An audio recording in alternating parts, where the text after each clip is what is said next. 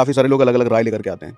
कुछ लोग ये भी कह देते हैं कि म्यूचुअल फंड करना ही नहीं चाहिए, स्कैम है, एक्सपेंस रेशियो वाले खा जाते हैं। बट देखो जी, ये बात तो फैक्ट है। कोई आपको कमा के क्यों देगा अगर वो खुद नहीं कमाएगा तो? ठीक है, बट वो कमा के दे तो रहा है। वो कमा के दे रहा है। आज अगर आप पिछले 10 साल, 15 साल, 20 साल, 30 साल कोई भी पीरियड निकालें, म्यूचुअल फंड ने आपको कमा के दिया है। बहुत ही कोई साल ऐसे हैं बीच में जिसमें कि नेगेटिव रिटर्न है। और ये तो हो ही नहीं सकता ना कि मार्केट बढ़ रहा है और म्यूचुअल फंड का जी मेरी रिजर्व वो नहीं आई, तो आप उससे निकाल के उसमें डालो जिसकी रिटर्न आई। तो मतलब म्यूचुअल फंड अच्छा है, सच में म्यूचुअल अच्छा फंड देखो पैसा कमा के देता है और अपनी अकल लगाने से बेटर है कि उस आदमी की अकल लगाई जाए जो हमसे ज्यादा पढ़ा लिखा, जिसके पास हमसे ज्यादा इक्विपमेंट है, जिसके पास हमसे बड़ी टीम है और जो कि एक इंफ्रास्ट्रक्चर लेके बैठा है, who has the mechanism to enter the market. Mutual fund manager ये नहीं कर सकता कि आज सीएनबीसी आवाज ने बोला कि ये स्टॉक अच्छा लग रहा है और फंड मैनेजर का ठीक है भाई 1000 करोड़ लगा दो।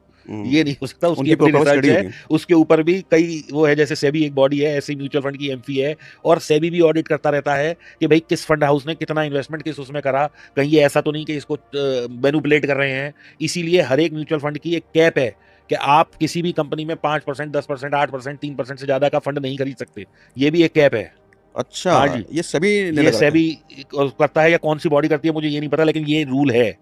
हाँ, इसीलिए हमने देखा है कि मैक्सिमम 11-12% तक होता है। नहीं, 5% या 7-8% है।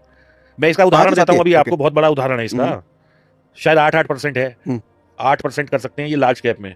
HDFC बैंक और HDFC जो पेरेंट कंपनी थी उनका अभी मर्जर हुआ, तो HDFC के शेयर उन्हें बेचने पड़ गए, क्योंकि जब वो अगर कंबाइंड हो जाते तो अगर मान लीजिए किसी का 8% HDFC की होल्डिंग है और 8% बैंक की होल्डिंग है, तो ये दोनों मिला के 16 हो रही थी। लेकिन अगर कैप 8 की है तो दे हैव टू सेल। इसीलिए HDFC बैंक बहुत ज्यादा गिरा था जब उसका मर्जर हुआ और मर्जर से पहले भी, क्योंकि they have to balance that portfolio. Okay, तो ये तो वो रूल है। अगर एक ही आदमी 100% इक्विटी खरीद लेगा उस कंपनी की तो वो तो फिर कभी चल ही नहीं पाएगी।